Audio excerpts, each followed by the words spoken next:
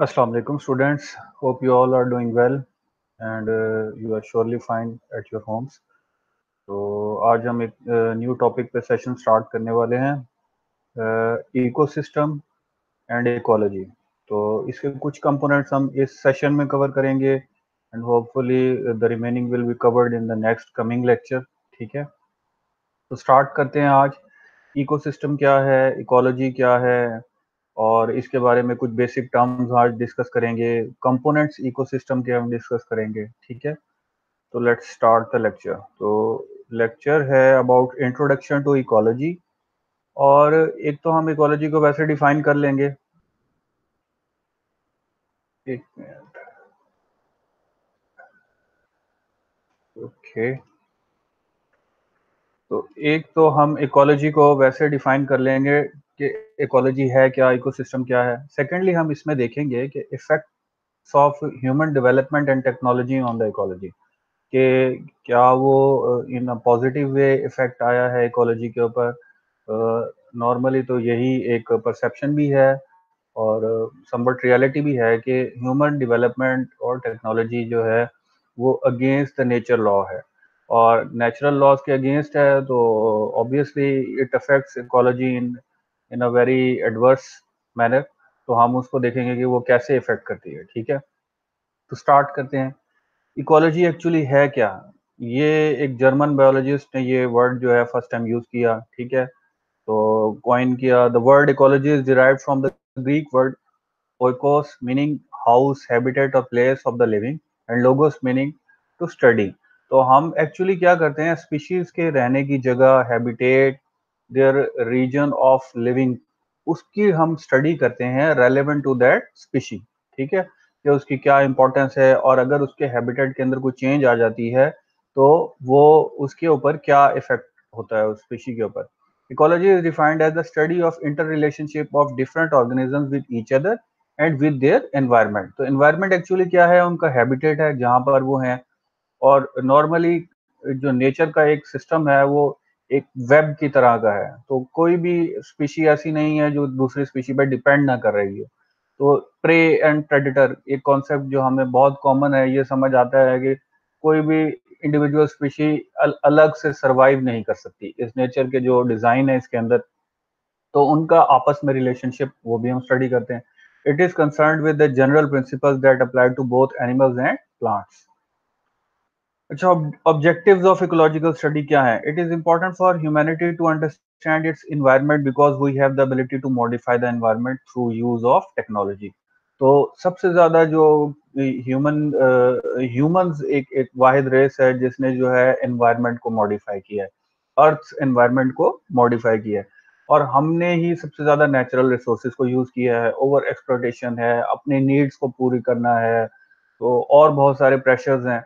तो इस वजह से जब हम इकोलॉजी को स्टडी करेंगे, इकोसिस्टम को स्टडी करेंगे, तो हमें ज़्यादा बेहतर नॉलेज होगा और we can handle it more in a more better way. ठीक है, तो इसके लिए फिर हम क्या डिस्कस करते हैं, क्या स्टडी करते हैं, इसमें हम relationship between organisms and their environment. It also has social, political, economic and technological dimension. तो इसकी 4 डायमेंशंस भी हैं। It also it also is a study of evolutionary development of our organism, क्योंकि बहुत सारे natural organisms, animals, plant species जो है वो अडेप्ट करते हैं, एवॉल्व करते हैं। जैसे ग्लोबल वार्मिंग है, तो बहुत सारे जो ऑर्गेनिज्म है वो सर्वाइव करने के लिए अपने आप को इवॉल्व कर रहे हैं। ठीक है, बिहेवियर चेंज हो रहे हैं, उनके जो है उनकी बॉडी चेंज हो रही है। The biological productivity and energy flow in the natural system, ये भी चेंज होता रहता है। तो develop mathematical models to relate interaction of parameters and to predict the effects. तो ये थर्ड होता है कि हम जो है हमारी ह्यूमन एक्टिविटी की वजह से हम देखते हैं कि फ्यूचर में फोरकास्ट करते हैं कि इकोसिस्टम कैसा होगा, हैबिटेट में क्या क्या चेंजेस आ जाएंगी और क्या इफेक्ट्स होंगे। तो हम इसको फोरकास्ट करने के लिए, प्रिडिक्शंस के लिए भी हम इकोलॉजी को स्टडी करते हैं। ठीक है, अच्छा, classification of ecology. Classification of ecology बहुत सारी बेसिस पे की जाती है, हम 2-3 स्टडी करेंगे। एक है बेस्ड ऑन स्टडी एरिया। ठीक है, तो स्टडी एरिया के बेस के ऊपर 2 हैं, ऑटिकोलॉजी एंड सीनियोलॉजी। तो ऑर्टिकोलॉजी एक्चुअली क्या है? सिंगल इंडिविजुअल स्पीशी ऑर्गेनिज्म, उसकी पॉपुलेशन और उसके बारे में स्टडी। लेट्स से मैं कह देता हूँ कि ग्रेट व्हाइट शार्क आप एक स्पीशी ले लेते हैं, उसके हैबिटेट के बारे में, उसका प्रे कितना अवेलेबल है, उसके रोमिंग रीजन या जहाँ पे वो जो है घूम फिर रही है वो कितनी है, फिर उसके एनवायरनमेंट में टेम्परेचर चेंजेस हैं या उसकी प्रे का नंबर चेंजेस हैं, ठीक है, फूड उसको अवेलेबल है। ये सब चीजें अगर एक स्पीशी, हम इसी तरह कह लेते हैं बंगाल टाइगर्स, ठीक है, तो ये क्या होगी? ये एक autecology, study of a single species organism, ठीक है। सीनियोलॉजी क्या है? Deals with the study of communities. अब कम्युनिटी के अंदर जो है बहुत सारे आ जाते हैं। बंगाल टाइगर्स हैं, वो डियर के ऊपर फीड कर रहे हैं, वो मंकीज के ऊपर फीड कर रहे हैं, वो इवन जो वाइल्ड वाइल्ड बीस्ट हैं उनके ऊपर फीड कर रहे हैं। तो उसके जितने भी तरह के प्रेज हैं या जो भी है, फिर उसके उससे बचने वाले जो स्कैवेंजर्स हैं, जो वाइल्ड टाइगर्स की वजह से सरवाइव कर रहे हैं, उनके शिकार की वजह से सरवाइव कर रहे हैं। तो ये एक पूरी कम्युनिटी है। अब इस पूरी कम्युनिटी की जो स्टडी है उसको हम क्या कहेंगे? सीनियोलॉजी, ठीक है। सीनियोलॉजी की फर्दर टाइप्स हैं, population ecology, community ecology, ecosystem ecology. तो ये क्या है? सीनियोलॉजी की ही फर्दर टाइप्स हैं। अच्छा, नेक्स्ट आ जाते हैं classification of ecology on the basis of environment और हैबिटेट। अच्छा, अब क्या है कि जिस रीजन के अंदर वो इकोसिस्टम लाई कर रहा है, ठीक है, जैसे इक्वाटिक इकोलॉजी। अब इक्वाटिक इकोलॉजी क्या है? जो वाटर के अंदर कम्युनिटी सरवाइव कर रही है या जो इकोसिस्टम हमारे पास है, ठीक है, उसका उसकी स्टडी क्या होगी? तो ठीक है, उसको हम कहेंगे इक्वाटिक इकोलॉजी। अब इक्वाटिक इकोलॉजी की फर्दर सब क्लासिफिकेशन है, marine water, fresh water and lentics. Marine water का मतलब है जो आपके पास सॉल्टी वाटर है, वो ओशन, डीप सी, एस्ट्रेस। एस्ट्रेस को मैं फर्दर आपको एक्सप्लेन करूंगा कि एस्ट्रेस है क्या। तो मैरीन वाटर, सॉल्ट वाटर के अंदर जो इकोसिस्टम्स एग्जिस्ट कर रहे हैं, ठीक है। फिर आ जाते हैं आपके पास फ्रेश वाटर इकोलॉजी। जैसे हमारे पास रिवर, इंडस रिवर है, इंडस रिवर के अंदर जो इकोसिस्टम है, उसके अंदर बहुत सारे ऑर्गेनिजम्स हैं, एक्वाटिक लाइफ है।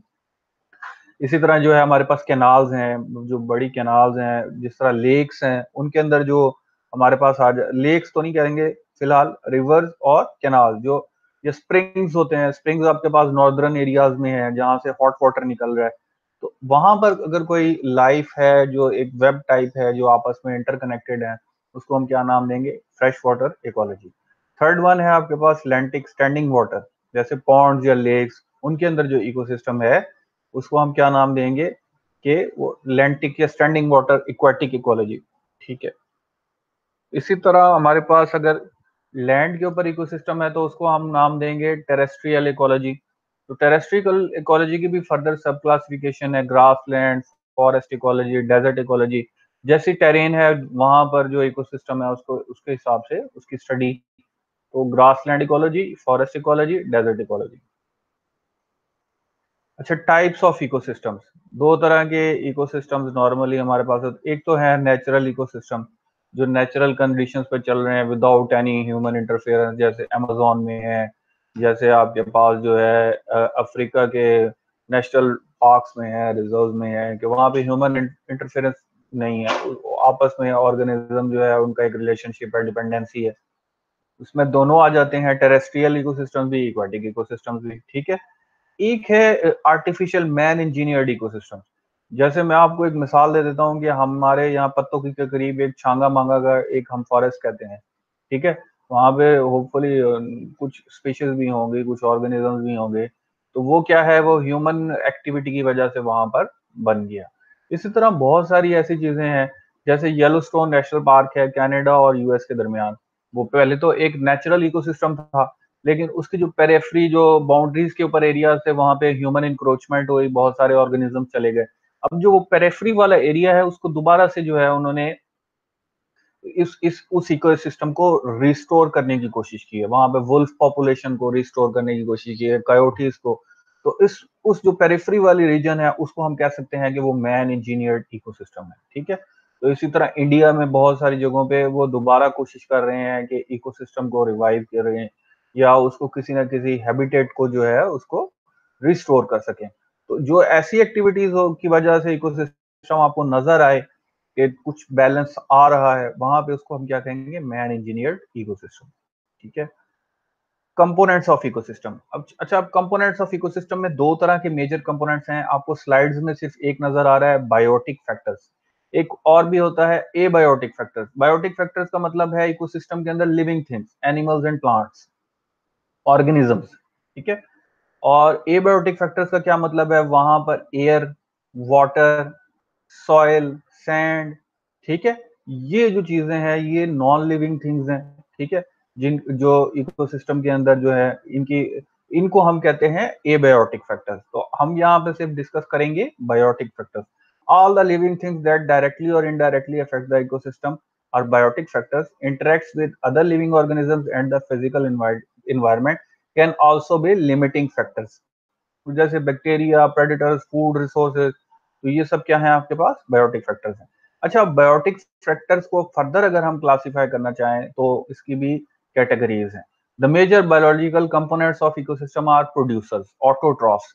तो फर्स्ट कैटेगरी क्या है, जिनका नंबर भी सबसे ज्यादा होता है इकोसिस्टम के अंदर, वो है प्रोड्यूसर्स, जो आपके प्लांट्स हैं। वो डायरेक्टली सोलर एनर्जी लेते हैं सन से, उसको वो यूज करते हैं फोटोसिंथेसिस प्रोसेस के थ्रू, उसको कार्बोहाइड्रेट्स बनाते हैं, ग्रो करते हैं, और अपनी जो है क्या कहते हैं ग्रोथ डेवलपमेंट होती है प्लांट्स की जितनी भी स्पीशीज हैं वो डिपेंड किस पे कर रही हैं, फोटोसिंथेसिस पे, मोर और लेस मेजरली। कुछ ऐसे भी हैं जो नहीं भी हैं, वो दूसरे तरीके हैं, जैसे यहाँ पे दिया हुआ है फाइटोप्लैंक्टन। जब वाटर इकोसिस्टम की बात की जाए तो वहां पे प्लांट्स नहीं होते, वो फाइटोप्लैंक्टन हैं, ठीक है। तो वो उनकी जगह जो है वो भी अगेन यूज सोलर एनर्जी को ही कर रहे होते हैं मोस्टली, ठीक है। तो फर्स्ट कैटेगरी है प्रोड्यूसर्स, जिनका नंबर भी सबसे ज्यादा है। सेकंड है कंज्यूमर्स। अब कंज्यूमर्स की भी बहुत सारी टाइप्स हैं।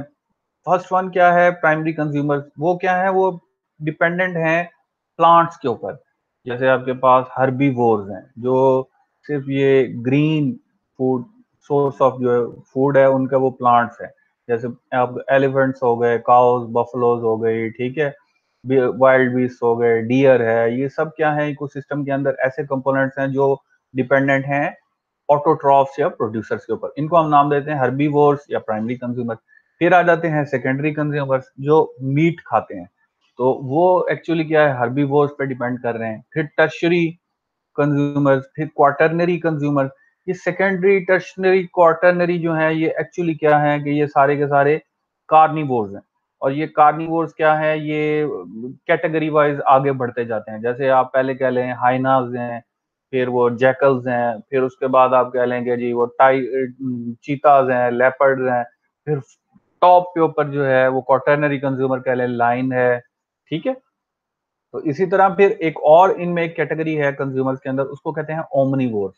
ओमनीवोर्स एक्चुअली क्या है, वो बोथ प्लांट्स एंड एनिमल्स दोनों पे फीड कर लेते हैं, ठीक है, जो उनको अवेलेबल हो उसको वो यूज कर लेते हैं और सरवाइव कर लेते हैं। जैसे आपके पास बेयर है। अब बेयर क्या है, नॉर्मली वो अगर उसको फिश ना मिले या उसको कोई और प्रे ना मिले तो वो क्या है, वो प्लांट्स के ऊपर जो है वो फीड कर लेता है और अपनी नीड पूरी कर लेता है। तो ये कंज्यूमर्स हैं, ठीक है। और लास्ट वन है डिकम्पोजर्स।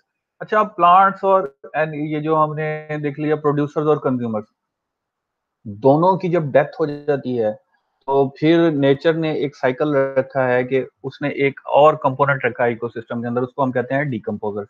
डिकम्पोजर्स एक्चुअली क्या करते हैं कि उनके अंदर जो ऑर्गेनिक मैटर, जो न्यूट्रिएंट्स हैं, उनको रिसाइकल करते हैं और रिसाइकल करके दोबारा सॉइल के अंदर, सैंड के अंदर उसको पहुंचा देते हैं, जो आपके पास नाइट्रोजन, कार्बन, फास्फोरस, सल्फर की फॉर्म में वो प्लांट्स दोबारा इनटेक में लेते हैं और अपनी ग्रोथ में यूज कर लेते हैं। तो इसी तरह ये एक साइकिल चलता रहता है। तो डीकम्पोजर्स एक्चुअली उनका वर्क क्या है, बायोडिग्रेडिंग, ठीक है, dead organic material to get nutrients. तो प्रोड्यूसर्स, कंज्यूमर्स एंड डीकम्पोजर्स, ये तीन मेजर बायोलॉजिकल कंपोनेंट्स हैं इकोसिस्टम के। अच्छा, इस सेशन के अंदर जो एक लास्ट हमने डिस्कस करना है वो है हाइड्रोलॉजिकल साइकिल।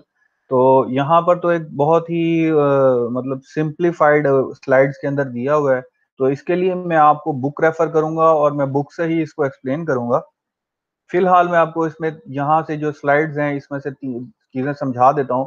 ट्रांसपायरेशन और इवेपोरेशन, ठीक है, एंड प्रेसिपिटेशन, ये तीन मेजर आपने जो है ना प्रोसेसेस याद रखने हैं हाइड्रोलॉजिकल साइकिल को जब भी एक्सप्लेन करना है। Evaporation, transpiration and precipitation.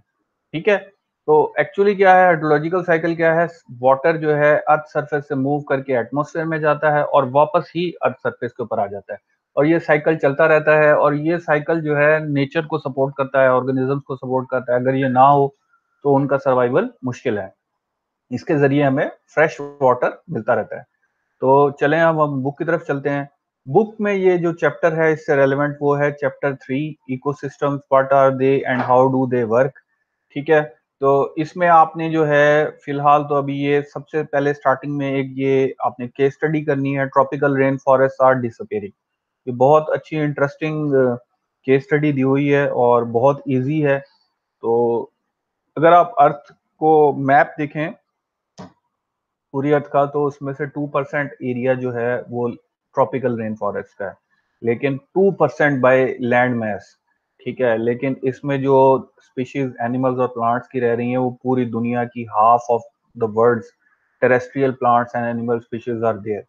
ठीक है, बहुत ही रिच है बायोडाइवर्सिटी के लिहाज से, नेचुरल ऑर्गेनिजम्स या लिविंग ऑर्गेनिजम्स के हिसाब से। ठीक है, ये बहुत इंपॉर्टेंट एरिया है ट्रॉपिकल रेन फॉरेस्ट का।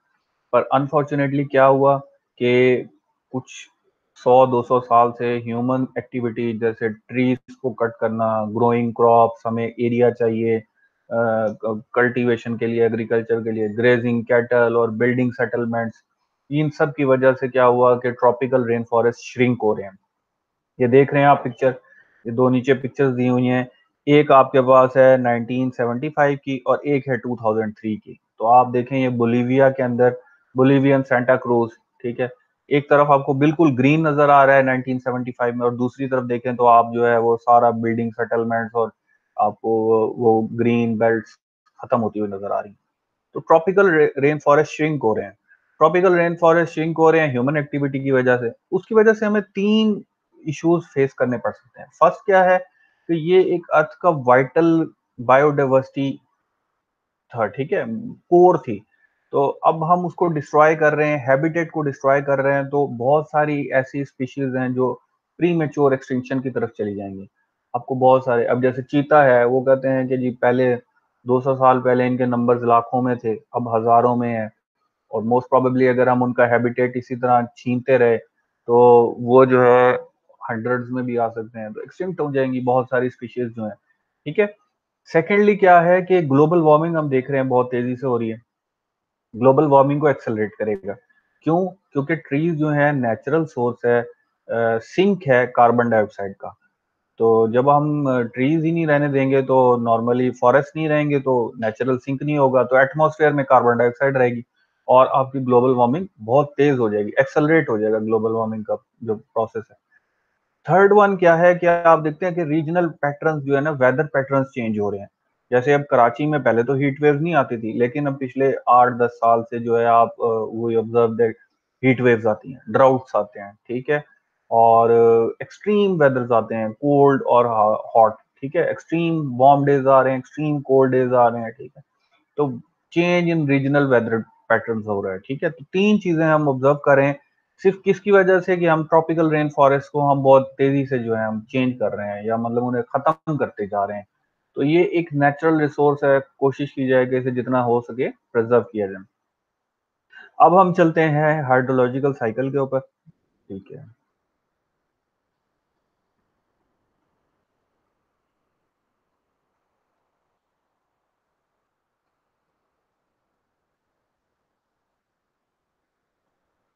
तो लें जी, ये हाइड्रोलॉजिकल साइकिल जो है 66 पेज के ऊपर है, ये दिया हुआ है, तो आप यहाँ से देख सकते हैं।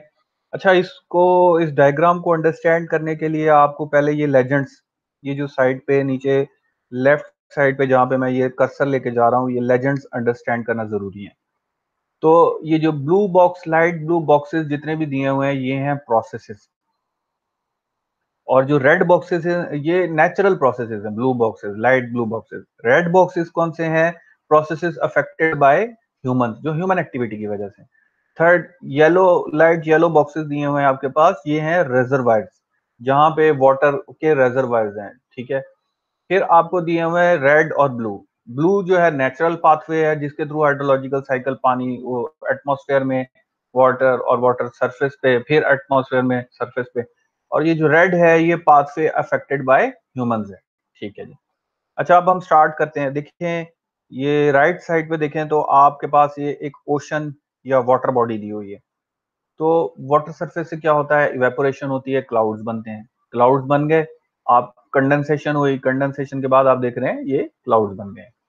अच्छा समटाइम्स ऐसा होता है कि बारिश आपकी ओशन में ही हो गई, उसको हम नाम दे देते हैं प्रेसिपिटेशन। तो वो प्रेसिपिटेशन नेचुरल ही है कि मतलब नेचुरल प्रोसेस है, तो दोबारा पानी जो है वो ओशन के अंदर ही चला गया। Evaporation, precipitation. वरना क्या होता है कि इवेपोरेशन हुई, क्लाउड्स मूव करके लैंड एरिया पे चले गए, चले गए, चले गए, चले गए, और जाके लैंड एरिया पे आपके पास जो है वो रेन हो गई, या फिर क्या हुआ वो बिल्कुल टॉप पे चले गए और वहां पर जाके आइस और स्नो की फॉर्म में नीचे आ गए। तो ग्लेशियर्स के ऊपर आइस और स्नो की फॉर्म में डिपॉजिट हो गए। ठीक है। अच्छा अब ये भी एक नेचुरल प्रोसेस है, लैंड के ऊपर रेन हो वो भी एक नेचुरल प्रोसेस है। फिर लैंड पे जो रेन होती है वो फॉरेस्ट वो जो हिली एरिया से फ्लो करके आके वो रिवर्स में लेक्स में आ जाती है, तो रन ऑफ जो है वो भी एक नेचुरल प्रोसेस है। फिर वो जो रेन का पानी आता है समटाइम्स वो नीचे चला जाता है, वो अर्थ जो है उसको जैसे हम कहते हैं पी लेती है या वो सीप कर लेती है, वो सीप करके नीचे ग्राउंड में एक्वाफर के अंदर चला जाता है, ये भी एक नेचुरल प्रोसेस है। ठीक है। लेकिन इससे क्या होता है कि सारे का सारा वाटर जो है ना सर्कुलेशन में रहता है। अब ओशन वाटर सॉल्टी वाटर है, इवेपोरेशन में जब वो जाता है तो वो सॉल्ट तो नहीं जाता, सिर्फ वाटर जाता है, और वो जब जाके लैंड एरिया पे रेन की शक्ल में आता है या आइस या स्नो की शक्ल में आता है, तो क्या होता है हमारे पास एक ओशन वाटर से फ्रेश वाटर जनरेट हो जाता है। ठीक है। ये था सब कुछ। अब हम देखते हैं ह्यूमन इंटरफेरेंस कहाँ पे हुई। अच्छा ह्यूमन इंटरफेरेंस ये हुई, ये देखें यहाँ पर हमने ट्रीज खत्म कर दिए, ट्रीज खत्म कर दिए, तो वो जो रन ऑफ होता है वो बहुत तेजी से होता है। रन ऑफ जो है वो इतनी तेजी से होता है, फ्लड आते हैं, क्योंकि ट्रीज जो है वो नेचुरल स्पॉन्जेस हैं, वो रन ऑफ को या फ्लड आने को रोकते हैं। जब हमने ट्रीज ही नहीं रहने दिए, सीमेंट पेवमेंट्स बना दी, अब वो पानी फ्लो करके आता है तेजी से और वो जो है फ्लड्स आते हैं। एक तो ये हो गया। सेकंड हमने जो इंडस्ट्री लगाई हुई है, इंडस्ट्री वेस्ट वाटर जनरेट करती है, वो बहुत ज्यादा पानी यूज करते हैं, leather industry, paint industry, cotton industry, textile industry जितनी भी है ये बहुत ज्यादा पानी यूज करती है। केमिकल इंडस्ट्री, अब वो जो उनका वेस्ट वाटर होता है वो पॉइंट सोर्स पोल्यूशन है, वो या तो उसे रिवर में या कैनाल में डाल देते हैं, तो हम क्या कर रहे हैं, वाटर को पोल्यूट कर रहे हैं। ठीक है। थर्ड हम क्या करते हैं, reduce recharge of aquifers and flooding from covering land with crops and buildings. अब हम बिल्डिंग्स और क्रॉप्स बना रहे हैं, ठीक है। अब उधर क्या होता है कि वो पानी जो है स्टेगनेंट रहता है, वो नीचे एक्वाफर में नहीं जा पाता, तो वो क्या करता है, वो इधर उधर फ्लो करता रहता है, तो एक्वाफर या जो हमारा जो ग्राउंड वाटर है वो आहिस्ता आहिस्ता नीचे जाना शुरू हो जाता है। ठीक है। अदरवाइज अगर हम ये जो सॉलिड स्ट्रक्चर्स ना बनाए तो वो सीप करके नीचे जाए और ग्राउंड वाटर एक्वाफर जो है वो दोबारा से जो है राइज कर दे। लेकिन क्या है कि हमारा कंजम्पशन भी बहुत ज्यादा है और हम रेन वाटर को नीचे भी नहीं जाने देते, जिस वजह से क्या होता है कि आपका जो एक्वाफर है उस तक भी वो पानी नहीं पहुंच सकता। तो ये कुछ ह्यूमन एक्टिविटीज हैं जिसकी वजह से हाइड्रोलॉजिकल साइकिल जो है वो इफेक्ट हो रहा है। हाइड्रोलॉजिकल साइकिल नेचुरल है, इसकी इसकी इसको हम चेंज नहीं कर सकते। ठीक है। ये जिस दिन चेंज हो गया तो शायद ह्यूमन सर्वाइवल ही खत्म हो जाए, लेकिन हम इसको थोड़ा थोड़ा आल्टर कर रहे हैं, जिसकी वजह से हमारे ग्लोबल वार्मिंग, वेदर पैटर्न्स और बहुत सारे इश्यूज हमें फेस करने पड़ रहे हैं। तो ये एक छोटी सी स्टडी है, इसमें 3 मेजर आपने जो है प्रोसेसेस याद रखने हैं, precipitation, evaporation, transpiration. Transpiration actually क्या है कि प्लांट से भी वाटर रिलीज होता है। ठीक है। जैसे हम पसीना आता है हमारी बॉडी पे, हम परस्पायर करते हैं तो वाटर हम रिलीज कर देते हैं। इसी तरह प्लांट्स के जो लीव्स हैं उन पे होल्स होते हैं, वहां से वाटर इवेपोरेट हो जाता है, तो उसको हम क्या नाम देते हैं, ट्रांसपायरेशन। तो वो एक्चुअली क्या होता है, सरफेस से वाटर जा रहा है एटमॉस्फेयर के अंदर, तो सरफेस से वाटर किस प्रोसेस के थ्रू जाता है, ट्रांसपायरेशन एंड इवेपोरेशन, और वापस किससे आता है, प्रेसिपिटेशन। एक ही प्रोसेस है। ठीक है। तो 2 जाने के, 1 आने का। तो होपफुली आज का लेक्चर इंशाल्लाह आप लोगों के लिए काफी हेल्पफुल हुआ होगा। उम्मीद है कि आप लोगों को इसकी काफी हद तक अंडरस्टैंडिंग हुई होगी। तो नेक्स्ट लेक्चर भी मैं जल्दी अपलोड कर दूंगा। तब तक के लिए अल्लाह हाफिज। ठीक है। एंजॉय करें। लॉकडाउन वैसे अब खत्म होने वाला है, तो अब यूनिवर्सिटी इंशाल्लाह ओपन हो जाएगी जल्दी।